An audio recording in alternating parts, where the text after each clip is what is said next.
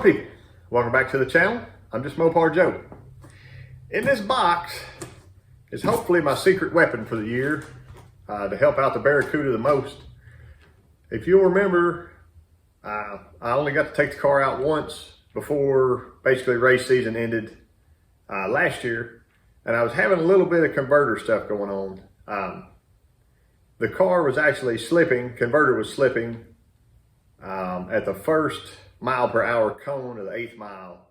So at that point, I was at 6,000 RPM with a 28-inch tall tire and 410 gears. It was basically pushing the red line there for me. I only want to run this car about 6,500. So I barely made it through the 1,000 foot running 6,800 or more. So I sent my converter off to Mike at Top Line Converter in Pennsylvania. I can leave his information in the description if you're interested in a race converter. I just got this thing open. I know several other Mopar YouTubers are going to him now for my recommendation, and I was actually recommended him by John Wilburn. So the converter looks super great.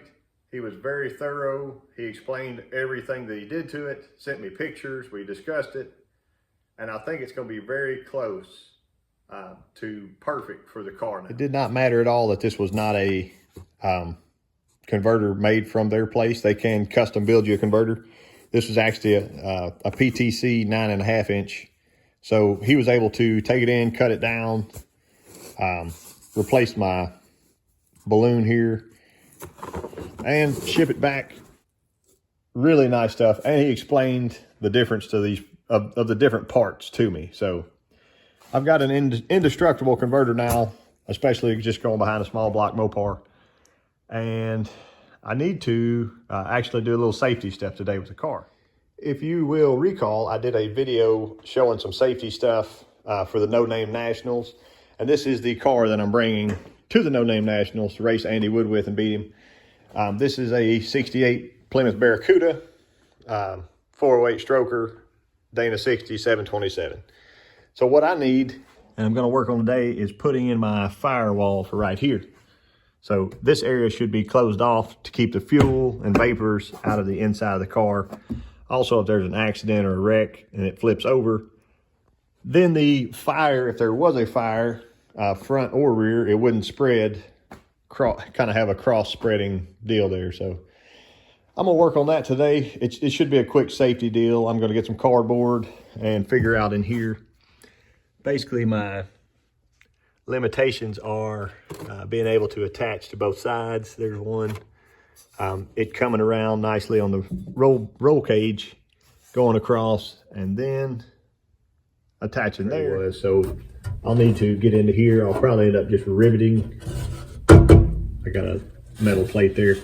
So I can rivet or screw to that metal plate all the way through just to get that blocked off good. So I'll show you all my process with it. This is one of those deals when you have a race car that's been back halved or whatever, you can't just go buy a bolt-on part. I'm not really most guys do a lot of bolt-on stuff. This is something you just kind of got to make. So let me show you my process. It's very simple. So you can see my shelf there, and I don't know if you can tell or not, but if I put you at the edge of that shelf like that, and you look down, it actually will hit the gas tank right here. So what I'll need to do is make a little 90 off of here, maybe 2 or 3 inches. Won't have to be very long, and it'll just tuck up on there. Then I can screw it later or rivet it, whichever. So I make my 90, that'll come off here, go straight down, hit the floor there, and come across. Trying to get level with this or even with that. So let me go to work. So you see my beautifully ugly piece of cardboard. Got me a little shelf, like, take a mark about like that, and that, another across there.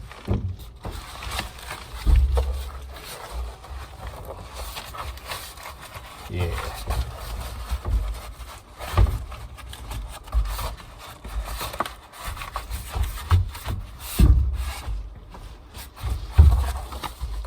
Boom.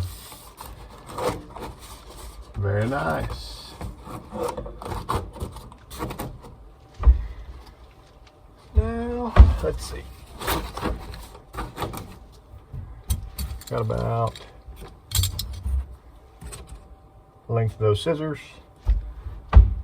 and that height there. Go about to there. Can go away. I'm gonna leave a little bit of this right here. Up to the bar. And the bar will come through here. So that'll go, and this will stay. That's good. That goes. Sorry for the terrible camera angle.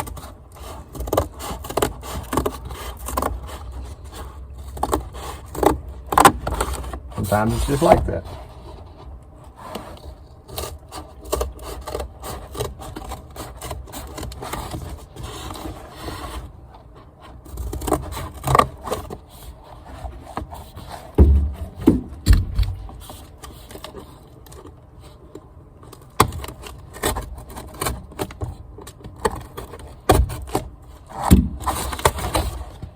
Now, I know she's a little ugly right now, but this is just cardboard.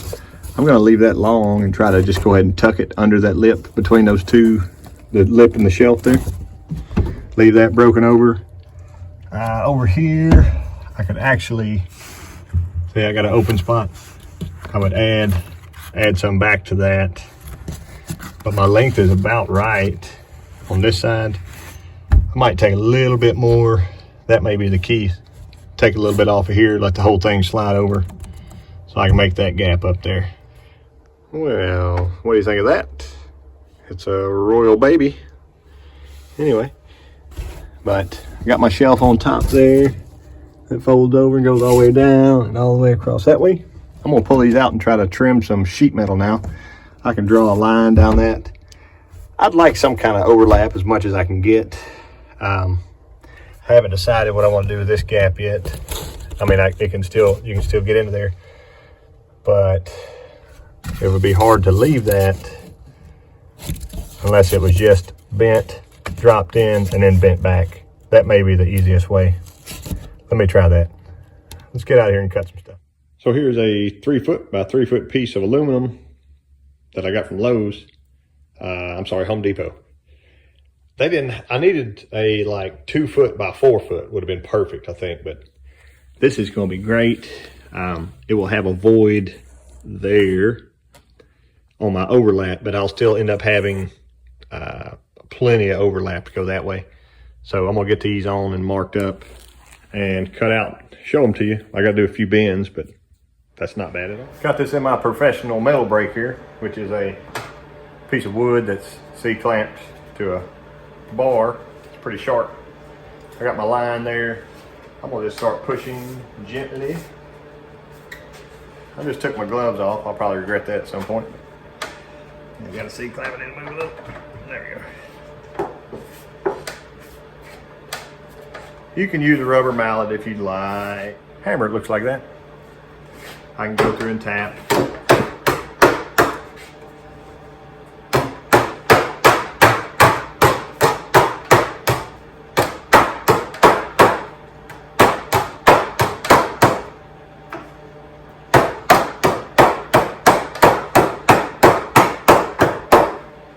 There you go. Voila. Got that shelf done. And if it goes in and I need to curve it a little bit, I can always give it a few relief cuts through there and let it kind of bend around. I'll see you in a second. Let me get both of them bent. Well, there you go. Shot a couple rivets in it, hold it there.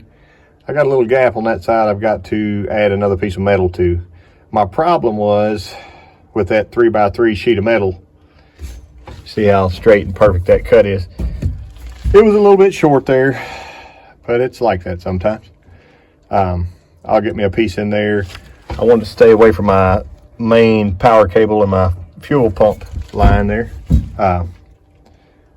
But yeah, she's 1,000 times better. Looks pretty good. I can't decide if I'm gonna throw carpet over it or not. I don't know. It's one of those deals you don't ever really see. I can't drill and pop any rivets down here because the fuel tank, fuel cell is about that tall. So I got as close as I could to it. I can lay in the small trunk and shoot a couple of self-tappers up through the package tray piece there. It's really not a bad deal. I'm plenty pleased with that. It can't fall out, obviously, but I'm gonna make it a little bit better and call it good. I gotta go pick up some parts. And I made it back from town. If you remember, this is a Edelbrock Torquer 2 intake.